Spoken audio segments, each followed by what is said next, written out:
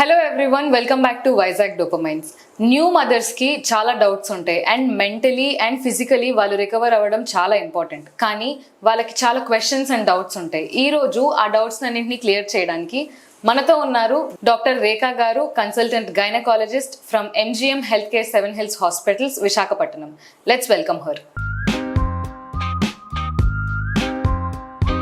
Hello doctor. Hello. So nice to have you back, doctor. Thank you. So doctor, ఎలా ఉన్నారు doctor? I'm okay. How are you? I'm good, doctor. Thank you so much. So doctor, firstly coming to postpartum care, ఇది ఎంత important doctor? ఇది చాలా important అండి. ఎందుకంటే delivery అయిన తర్వాత ఫస్ట్ 3 months మంచి కేర్ తీసుకుంటే ఆ డెలివరీ అయిన లేడీకిను రికవరీ బాగా ఉంటుంది అండ్ బేబీకి కూడా మంచి బ్రెస్ట్ మిల్క్ అవన్నీ అందుతాయి. So first 3 months post partum period అంటాము. దాంట్లో చాలా పాయింట్స్ ఉంటాయి. ఆ పాయింట్స్ అన్నీ మనం కేర్ తీసుకుంటే తల్లికి రికవరీ చాలా స్మూత్గా అవుతుంది. సో డాక్టర్, ఈ కేర్లో అంటే ఎగ్జాక్ట్గా ఏమేమి చేయాల్సి వస్తుంది డాక్టర్ పోస్ట్ పార్టంలో? ఇప్పుడు జనరల్లీ ఏమవుతుందంటే డెలివరీ తర్వాత అటెన్షన్ అంతా పుట్టిన బేబీ వైపు వెళ్ళిపోతుంది. సో తల్లి వైపు అవగాహన తక్కువ వెళ్ళడం వల్ల వాళ్ళు కొంచెం ఐసోలేటెడ్ ఫీల్ అవుతుంటారు ఒక్కొక్కసారి. అలా అవ్వకూడదు. వాళ్ళ వైపు కూడా మనం అటెన్షన్ పెట్టుకోవాలి. మెయిన్ ఏంటంటే diet, adequate rest and medication. ఈ 3 చాలా ఇంపార్టెంట్. బికాజ్ 9 months ఆ ప్రెగ్నెంట్ లేడీ దాని కడుపులో ఒక బేబీని తయారు చేయడం అంటే చాలా రిసోర్సెస్ వాడి ఉంటుంది. ప్రోటీన్ ప్లేస్లో ప్రోటీన్, మినరల్స్, వైటమిన్స్, దాని అన్ని ఆర్గన్స్ తయారు చేయడానికి ఎంత రిసోర్సెస్ వాడి ఉంటారు. అవన్నీ రికవర్ చేయడానికి ఆ 3 months టైం కావాలి. సో మంచి డయట్, డాక్టర్ ప్రిస్క్రైబ్ చేసిన medications and adequate rest and రెస్ట్తో పాటు లైట్ ఎక్సర్సైజెస్ చేస్తే బాడీ ఫాస్ట్గా రికవర్ అయ్యి పేషెంట్ మళ్ళీ నార్మల్ ఫీల్ అవుతారు. And doctor, post partum care ఇప్పుడు బేసిక్గా హీల్ అవ్వడానికి ఒక మదర్స్ బాడీ ఎంత పీరియడ్ పడుతుంది డాక్టర్ యావరేజ్గా? అంటే మేము 12 weeks అని అంటాము. But maximum recovery takes about 45 days recovery. దాని తర్వాత రెస్ట్ అండ్ రికవరీ చెప్పి 12 weeks. By the end of 3 months she is almost like fully recovered. Okay, అంటే ఫుల్లీ రికవర్ అవ్వడానికి 3 months పడుతుంది.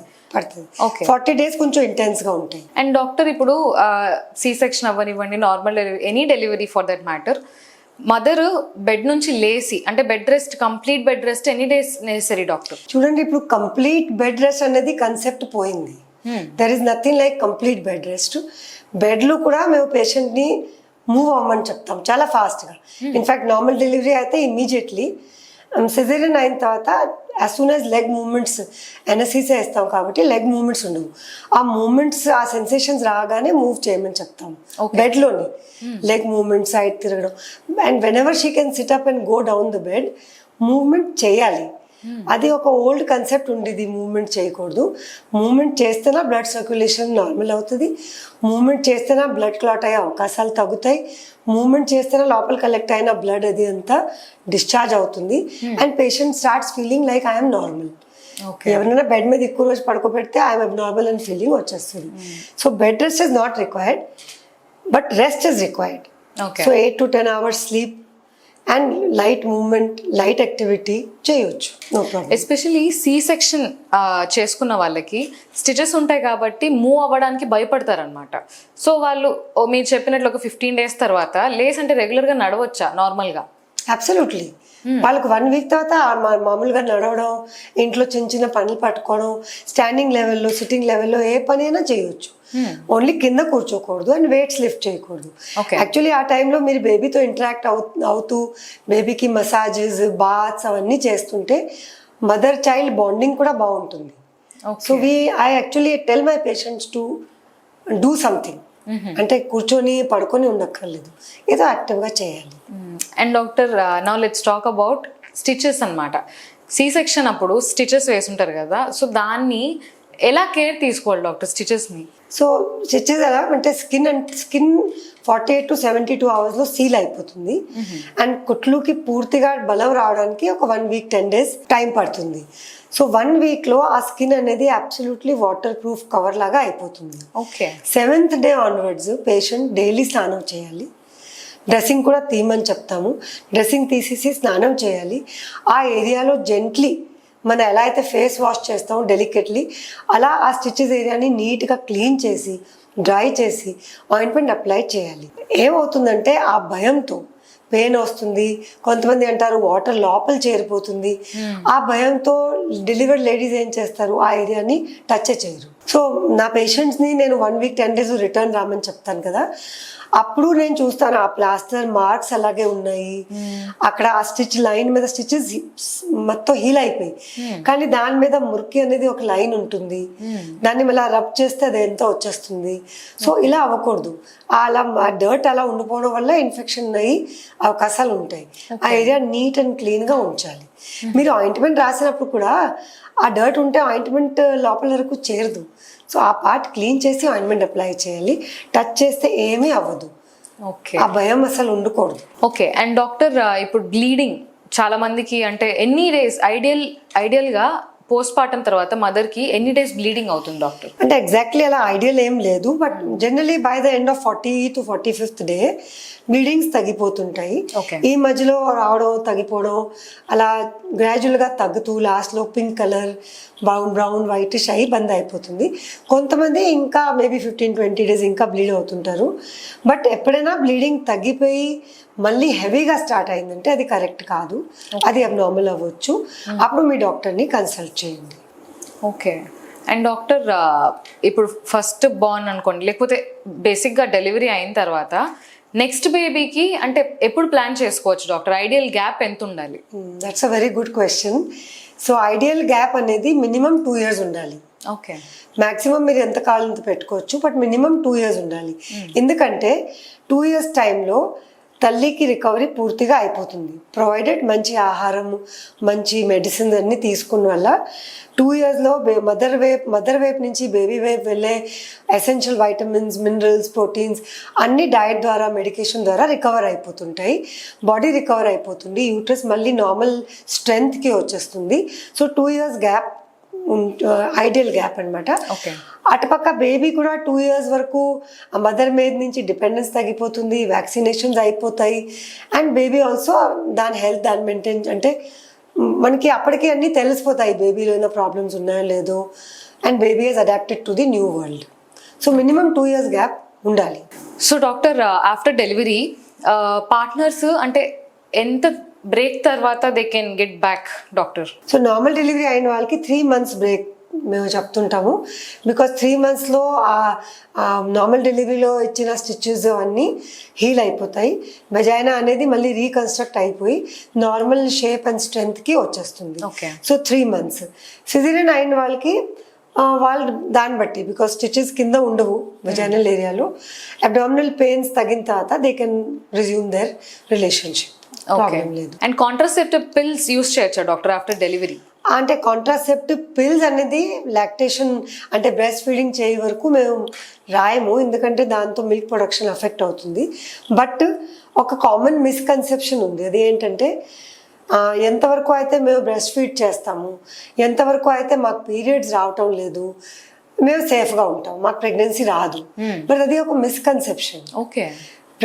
పీరియడ్స్ రాకముందు ఓవ్యులేషన్ అవ్వచ్చు, ఓవ్యులేషన్ అయిన తర్వాత ప్రొటెక్షన్ లేకుండా మీట్ అవడం వల్ల ప్రెగ్నెన్సీ రావచ్చు. అండ్ వాళ్ళకి ఎలాగే పీరియడ్స్ రావట్లేదు కదా, వాళ్ళు అదే మైండ్లో ఉంచి ఆ అవగాహనలో ఉండి వాళ్ళు బదర్ చేయరు ప్రెగ్నెన్సీ ఉందా లేదా అని. Many time 4th 5th month వచ్చినప్పుడు వాళ్ళకి ప్రెగ్నెన్సీ ఉందని తెలుస్తుంది. సో పీరియడ్స్ రాకపోయినా మీరు బ్రెస్ట్ ఫీడ్ చేస్తున్నా సరే, మీరు ఎప్పుడైతే మీట్ అవడం మొదలు పెడతారు ఏదో ఒక ప్రికాషన్ డెఫినెట్లీ వాడండి, లేదా ప్రొటెక్షన్, లేదా కాపర్టీ వేయించడం, లేదంటే ఓవర్ ద కౌంటర్ టాబ్లెట్స్ తీసుకోకండి. లాక్టేటింగ్ మదర్స్కి సెపరేట్ పిల్స్ ఉంటాయి, దాంతో లాక్టేషన్ అంటే బ్రెస్ట్ మిల్క్ ప్రొడక్షన్ ఎఫెక్ట్ అవ్వదు. మీ డాక్టర్ని అటెండ్ అయ్యి డాక్టర్ సలహాను బట్టి తీసుకోండి. Doctor, coming to mother's health, ఇప్పుడు బేబీ బ్లూస్ అని చెప్పి విన్నాం doctor. So what exactly are baby blues? Baby blues అంటే just anxiety and little bit of lack of confidence on the part of the mother. ఏంటంటే నేను ఈ బేబీని ఎట్లా హ్యాండిల్ చేయగలుగుతానా లేదా, ఫీడింగ్ సరిపోతుందా లేదా, ఇలాంటి డౌట్స్ వస్తుంటాయి. సో ఆ సెల్ఫ్ డౌట్లో పడి కొంచెం యాంగ్జైటీ మేనిఫెస్ట్ అవుతుంది, వాళ్ళు కొంచెం డిప్రెస్డ్గా కనిపిస్తారు. బట్ మళ్ళీ కౌన్సిల్ చేసి యూ విల్ డూ వెల్, మీరు బాగా చేస్తావని, పర్వాలేదు, వాళ్ళు రికవర్ అయిపోతుంటారు. Okay. Very early stage of later on వచ్చే డిప్రెషన్.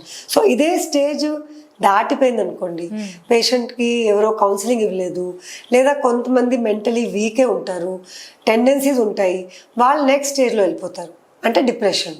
ఓకే. అప్పుడు వాళ్ళు నిజంగా చేయలేను, సాడ్ అయిపోతారు, బేబీ వైపు అటెన్షన్ ఉండదు, క్రైయింగ్ చేస్తుంటారు. So that is known as post partum depression. Okay. అప్పుడు వాళ్ళకి నిజంగా psychiatric counselling, maybe psychiatric mild medications, anti depressions అవన్నీ అవసరం ఉండొచ్చు. అండ్ ఇంకోటి దాని ఎక్స్ట్రీమ్ వర్షన్ ఉంటుంది, చాలా రేర్, బట్ మీరు ఎప్పుడప్పుడు విని ఉంటారు, డెలివరీ తర్వాత తల్లియే బేబీని పేడ పిసికేసి చంపేశారు, పేక పిసికేసి చంపేసింది, పీక పిసికేసి చంపేసింది, ఆర్ పక్కన పాడేసి అసలు బేబీ వైపు చూడట్లేదు. That is the extreme state, that is called post partum సైకోసిస్. దాంట్లో యాక్చువల్లీ టెక్నికలీ బేబీని మదర్ని సెపరేట్ చేసి పెట్టాలి, లేదంటే మదర్ బేబీని హార్మ్ చేసుకోవచ్చు. హాస్పిటలైజేషన్, మెడికేషన్ అక్కడ అవసరం. అంటే ఇది అది ఇంటెన్షనల్ ఎక్స్ట్రీమ్ కాదు. Stage, but rare. ఓకే. అంటే ఇంటెన్షనల్ కాదు, అంటే it's sub conscious level. Okay. వాళ్ళకి తెలీదు, మెంటల్ లెవెల్లో వాళ్ళకి తెలీదు, ఏదో బ్రెయిన్లో ప్రాబ్లం రావడం వల్ల అలా బిహేవ్ చేస్తారు. Okay doctor, now coming to the breast milk. So breast milk అనేది the first part of the breast milk మీరేదో అన్నారు, కొలెస్ట్రాల్. కొలెస్ట్రామ్. సో అంటే ఏంటి డాక్టర్ కొలెస్ట్రామ్ అంటే? అంటే ఇంపార్టెన్స్ ఏంటి దానిది? కొలెస్ట్రామ్ అంటే ఇట్ ఈస్ బ్రెస్ట్ నుంచి వచ్చే ఒక yellowish కలర్ లిక్విడ్ అనమాట. అది మిల్క్ ప్రొడక్షన్ స్టార్ట్ అయ్యి ముందు వస్తుంది. ఓకే. అండ్ అది యాక్చువల్లీ చాలా చాలా ఇంపార్టెంట్. చాలా మంది ఏం చేస్తారంటే అది మంచిది కాదని దాన్ని పిండేసి పాడేస్తుంటారు, బట్ యాక్చువల్లీ అది full of good antibiotics, good fats అనమాట. అది ఫుల్ ఆఫ్ ఫ్యాట్. బేబీకి ఆ మంచి ఫ్యాట్స్ కావాలి, బేబీకి ఆ మదర్ వైపు నుంచి వెళ్ళే యాంటీబయాటిక్స్ అవన్నీ కావాలి. అండ్ అది దాంతోనే ఆ బ్రెస్ట్ నుంచి ఆ కొలెస్ట్రాల్ బేబీ నోట్లో పడితేనా బేబీకి సక్ చేయడం అంటే చేకడం తెలుస్తుంది, ఆ స్టార్ట్ అవుతుంది process. Baby also doesn't know. So చాలా ఇంపార్టెంట్ అండి, ఆ కొలెస్ట్రాల్ అస్సలు పిండేసి పాడేయకూడదు. ఓకే. అండ్ డాక్టర్, మీరు న్యాచురల్గా బ్రెస్ట్ మిల్క్ ఇంప్రూవ్ చేసుకోవడానికి ఏదైనా ఫుడ్స్ చెప్తారా doctor? So breast milk production అవ్వాలంటే అడిక్వేట్ లిక్విడ్ ఉండాలి. ఒకటి నేను చూసాను ఏంటంటే లిక్విడ్స్ని రెస్ట్రిక్ట్ చేస్తారు, పొట్ట వచ్చేస్తుంది అంటారు, ఏదో రీజన్ అంటారు. యాక్చువల్లీ 3 లీటర్స్ వరకు వాటర్, మిల్క్, జ్యూసెస్, మజ్జిగ అన్నీ ఇస్తే ఆటోమేటిక్గా మిల్క్ ప్రొడక్షన్ ఇంక్రీజ్ అవుతుంది. మెంతులు విని ఉంటారు, ధనియాలు, మెంతులు, కొన్ని హర్బ్స్ అలాంటివి ఉంటాయి. చికెన్ సూప్ అంటే నాన్ వెజిటేరియన్ చికెన్తో వచ్చిన రెసిడ్యువల్ వాటర్, వెజిటేరియన్స్కి when they make dals whatever that water, అది అంతా చాలా మంచిది. Small good quantity protein, good liquid, and కొంచెం రుచికరమైన ఉంటుంది ప్లెయిన్ వాటర్ కాకుండా. సో లిక్విడ్స్ ఇంక్రీజ్ చేస్తే బ్రెస్ట్ మిల్క్ డెఫినెట్లీ ఎన్హాన్స్ అవుతుంది. ఓకే. అవ్వకపోతే మీ డాక్టర్ని అటెండ్ అవ్వండి అండ్ మెడికేషన్స్ రాయించుకోండి. బ్రెస్ట్ మిల్క్ ఇంక్రీజ్ చేయడానికి కూడా మెడికేషన్స్ ఉంటాయి. Okay. And doctor, coming to weight gain, post partum తర్వాత వెయిట్ గెయిన్ అవుతుందని చెప్పి ఇదొక పెద్ద ఇష్యూ ఫేస్ చేస్తున్నారు డాక్టర్. సో రియాలిటీ ఏంటి డాక్టర్, ఈ వెయిట్ గెయిన్ ఎలా హ్యాండిల్ చేయాలి? సో చూడండి, ప్రెగ్నెంట్ అయిన తర్వాత నుంచి డెలివరీ అయ్యే వరకు ఒక ప్రెగ్నెంట్ లేడీ ఈజీగా 12 kgs వెయిట్ గెయిన్ చేస్తుంది. ఓకే. డెలివరీ అవ్వగానే ఇంచుమించు 5 to 7 kgs లూజ్ అయిపోతుంది. బేబీ, వాటర్, తర్వాత ప్లాసెంటా అవన్నీ ఈజీలీ 5 to 7 kgs రిడ్యూస్ అయిపోతుంది. కానీ దాని తర్వాత diet plays a big role. Diet and activity. So common Indian concept ఏంటంటే ఫ్యాట్స్ ఎక్కువ ఇస్తారు. నార్త్ ఇండియాలో ఘీ ఇస్తారు, సౌత్ ఇండియాలో నువ్వుల నూనె ఆర్ వాట్ ఎవర్ నూనె దే ప్రిఫర్, నువ్వుల నూనె అవన్నీ ఎక్కువ ఇస్తుంటారు. ఫ్యాట్ రిక్వైర్మెంట్ బాడీకి ఇంతే ఉంటుంది. ఓకే. బేసికలీ డెలివరీ తర్వాత బాడీకి అవసరం ఉన్నది ప్రోటీన్. మనం ఏం చేస్తాము, కార్బోహైడ్రేట్స్ ఇస్తాము, ఫ్యాట్స్ బోల్ ఎంత ఇస్తాము, ప్రోటీన్స్ రెస్ట్రిక్ట్ చేసేస్తాము. కుట్లు పాడైపోతాయి, చీమ్ పట్టేస్తుంది, ఇది అయిపోతుంది. సో అది కరెక్ట్ కాదు. మీరు ఎలా బ్యాలెన్స్లో కార్బోహైడ్రేట్ ఎంత 60%, ఫ్యాట్ ఒక 30, ప్రోటీన్ ఒక 30%, ఫ్యాట్ ఒక 5 to 10, ఆ రేషియోలోనే ఫుడ్ ఇవ్వాలి. న్యూట్రిషియస్ ఫుడ్ ఇవ్వండి, బట్ ఓన్లీ ఫ్యాట్ ఇవ్వకండి. ఫ్యాట్ వల్లే మన Indian women become fat. You see the western world, fat వాళ్ళకి ఒక ఒబెసిటీ అనే డిజీజ్ లాగా ఉంటుంది, వాళ్ళ ముందు నుంచి ఫ్యాటే ఉంటారు. మన ఇండియాలో సన్నగా ఉంటారు అమ్మాయిలు పెళ్లి వరకు, అండ్ డెలివరీ అయిన తర్వాత లావ్ అయిపోతుంటారు. So that is the change in the diet. అది చాలా important. Diet and exercise is very very important to recover your body weight. And doctor tummy tucking అన్నమాట, ఇప్పుడు పోస్ట్ పార్టం బెల్లీ ఉంటది కదా డాక్టర్, దాన్ని టక్ చేసుకుంటేనే వెళ్తుంది అని చెప్పి చాలా మంది ఒక అపోహ ఉందన్నమాట. సో ఇది నిజంగానే వర్క్ అవుతుందా డాక్టర్? అది కరెక్ట్ కాదు, 100% కరెక్ట్ కాదు. మేబీ అప్పుడు ఆ యూట్రస్ అనేది కడుపులోనే ఉంటుంది డెలివరీ తర్వాత. సో దాన్ని స్క్వీజ్ అవుట్ చేయడానికి స్టార్ట్ చేసి ఉంటారు. కట్టిస్తే కొంచెం దాంట్లో ఉన్న మైల అది అంతా బయటికి పడిపోతుంది. అంతవరకు ఇది ఓకే, ఎందుకంటే అది చేయకపోయినా ఈ బాడీ ఆటోమేటిక్గా హ్యూమన్ బాడీ హీలింగ్ ప్రాసెస్లోనే ఉంటుంది. ఎప్పుడు బాడీ హీల్ అవ్వదు అని కాదు. బట్ ఇప్పుడు కాన్సెప్ట్ ఏంటంటే అలా టైట్ చేసేస్తే పొట్ట తగ్గుతుంది, అది రాంగ్. పొట్ట తగ్గాలంటే మసిల్స్కి మళ్ళీ టోన్ రావాలి. ప్రెగ్నెన్సీలో స్ట్రెచ్ అయిపోయి లూజ్ అయిపోయి మసిల్స్కి టోన్ రావాలి. అది మూమెంట్ వల్ల, యాక్టివిటీ వల్ల, ఎక్సర్సైజ్ వల్లే వస్తుంది. మీరు ఎంత టైట్ చేసినా ఆ టోన్ రాదు. ఓకే. బట్ కొంతమందికి ఏంటంటే ట్విన్స్ కానీ హెవీ బేబీస్ పుట్టిన తర్వాత ఆ బెల్లి బాగా లూజ్ అయిపోయి వాళ్ళకి నడవడం, కూర్చోవడం, లెగడం ఇబ్బందిగా ఉంటుంది. వాళ్ళకి కొన్ని మంత్స్ సపోర్ట్కి మేమే అడ్వైస్ చేస్తాము. Okay, use belt for 2-6 weeks or so, అప్పటికి మీ మసిల్స్ రికవర్ అయిపోతాయి. సో అయితే అందరికీ ఇది అవసరం లేదంటే? Okay doctor. And stretch marks, ఇది చాలా మందిని బాదర్ చేసే ఒక పెద్ద ప్రాబ్లం అనమాట ప్రెగ్నెన్సీ టైంలో. సో ఇది ఎలా హ్యాండిల్ చేయాలి డాక్టర్ స్ట్రెచ్ మార్క్స్ని? స్ట్రెచ్ మార్క్స్ ఎలా పోతాయి, ఎట్లా పోతాయి చెప్పకముందు ఐ విల్ టెల్ యూ ఎందుకు అవుతాయి స్ట్రెచ్ మార్క్స్. ఓకే. సో ఇప్పుడు అబ్డామిన్ స్ట్రెచ్ అవుతుంది, బేబీ పెరుగుతుంది, యూట్రస్ సైజ్ పెరుగుతుంది, బెల్లీ స్ట్రెచ్ అవుతుంది. ఆ బెల్లీ మీద ఉన్న స్కిన్ డ్రైగా ఉంటే ఆ స్ట్రెచ్ అయినప్పుడు అది క్రాక్ అయిపోతుంది. ఆ క్రాక్ అవ్వడం వల్ల ఆ డ్రైనెస్ వల్ల ఇచ్చింగ్ మొదలవుతుంది. అందరూ అంటారు ఇచ్చింగ్ వల్ల మార్క్స్ వస్తాయి, అది కరెక్ట్ కాదు. ఈ మార్క్స్ స్ట్రెచ్చింగ్ అయ్యి స్కిన్ టేర్ అయిపోవడం వల్ల, చిరిపోవడం వల్ల వస్తుంటాయి. So that is a permanent damage అనమాట. ఓకే. స్ట్రెచ్ అయిపోయింది, చిరిపోయింది అంటే అది పర్మనెంటే. దాన్ని అవాయిడ్ చేయడానికి వచ్చిన తర్వాత దాన్ని మనం టోటలీ క్లియర్ చేయలేము. ఓకే. బట్ రాకుండా ఉండడానికి ప్రెగ్నెంట్ అయిన దగ్గర నుంచి అసలు ఎవరైనా అబ్డామిన్ మీద క్రీమ్స్ రాయరు జనరల్గా. ఓకే. రాయరు. బట్ ప్రెగ్నెన్సీలో పొట్ట మీద క్రీమ్స్ చాలా ఇంపార్టెంట్. కోకోనట్ ఆయిల్ అవనివ్వండి, బాండ్స్ కోల్డ్ క్రీమ్, ఏదో మాయిశ్చరైజింగ్ క్రీమ్ ఏదో ఒకటి రాసేసి ఆ అబ్డామినల్ స్కిన్ని ఎప్పుడు మాయిస్ట్గా ఉంచాలి. ఎక్కువ హాట్ వాటర్తో స్నానం చేయకూడదు. నార్మల్ ఆయిల్ స్కిన్లో ఉన్న ఆయిల్స్ పోతుంటాయి, స్కిన్ డ్రై అయిపోతూ ఉంటుంది. And it is stretching. So ఆ స్ట్రెచింగ్ మనం కంట్రోల్ చేయలేము, కానీ లూబ్రికేషన్, స్మూత్నెస్ ఉంచితే స్ట్రెచ్ మార్క్స్ రావు. ఓకే. కొంతమందికి టెండెన్సీ బట్టి వచ్చేస్తాయి, దాన్ని మనం అవాయిడ్ చేయలేము. చేయవలసింది ఒకటే, బాగా లూబ్రికేషన్ ఉంచాలి. ఇప్పుడు స్ట్రెచ్ మార్క్స్ పడిపోయాయి అనుకోండి, అవి కంప్లీట్గా పోవు, మళ్ళీ నార్మల్ స్కిన్ ఎప్పుడు రాదు. అవి స్లోలీ ష్రింక్ అయిపోయి చిన్న సిల్వరీ లైనింగ్స్ లాగా ఉండిపోతాయి, బాగా సిల్వరీ లైనింగ్స్ లాగా. అవి ఒక్కొక్కసారి కనిపించవు కూడా.